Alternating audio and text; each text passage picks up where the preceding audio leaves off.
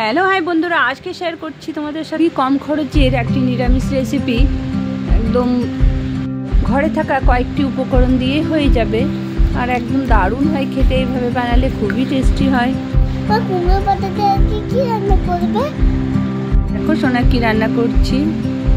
ঠিক আছে, দেখছি। তোমরা আমার সাথে তোমরাও দেখবে। নিয়ে নিতে হবে পরিমাণ মতন মসুর ডালের বেসন। তো মসুর ডালটা আমি মিক্সিতে ব্লেন্ড করে রাখি, শুকনো বেসনটা ঘরেই বানিয়ে রাখি। মসুর ডালের বেসন পরিমাণ মতন নিয়ে নিতে হবে। আর নিয়ে নিতে হবে পরিমাণ মতো নুন, হলুদ, লঙ্কা গুঁড়ো, স্বাদ মতন চিনি, আর দিয়ে দিতে হবে কালো জিরে। কালো জিরে দেওয়ার পরে বেশ ভালো করে ওইগুলোকে, শুকনো উপকরণগুলোকে ভালো করে মাখিয়ে নিতে হবে। তারপরে সামান্য চিনি দিয়ে দিলাম আমি পরিমাণ মতন। তারপর বেশ সব কিছু ভালোভাবে শুকনো নাড়াচাড়া করে নিয়ে পরিমাণ মতন দিয়ে দিতে হবে জল, যাতে ব্যাটারটা বেশ মাখো মাখো হয়। মাখা মাখা হয়ে গেলে দিয়ে দিতে হবে 1 চামচ হিং।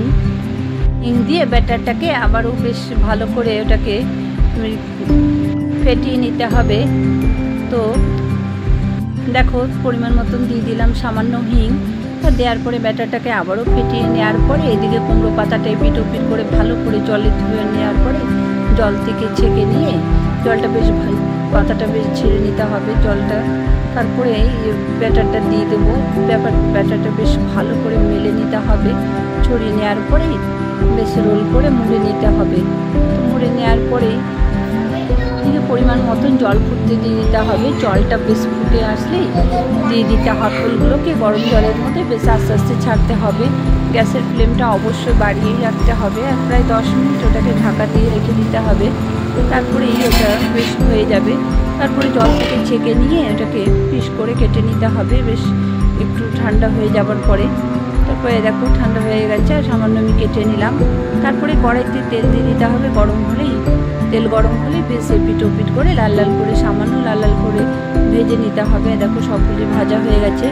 তো দারুণ লাগে এইভাবে করলে, তোমরা অবশ্যই ট্রাই করবে। আশা করি তোমাদেরও ভালো লাগবে। দেখো আর এইদিকে দিয়ে দিলাম ওই কড়াইয়ের মধ্যে তেলের মধ্যে দিয়ে দিলাম গোটা জিরে। এইদিকে দিয়ে দিলাম আদা, কাঁচা লঙ্কা এবং গোটা জিরে বেটে পেস্টটা দিয়ে দিতে হবে। তারপরে দিয়ে দিতে হবে স্বাদ মতন নুন, হলুদ, লঙ্কা গুঁড়ো। তো সব কিছু বেশ ভালো করে নাড়াচাড়া করে নেওয়ার পরেই দিয়ে দেবো সামান্য জল। হ্যাঁ দেখো এদিকে আমার বেশ ওটাকে নাড়াচাড়া করে নিয়ে কিছুক্ষণ বেশ ওটাকে কষিয়ে নিয়েছি। তো কষানো হয়ে গেছে। তারপর দিয়ে দিলাম জল। তো পরিমাণ মতন জলটা দেওয়ার পরে বেশ বড়াগুলোকে দিয়ে দেবো আমি।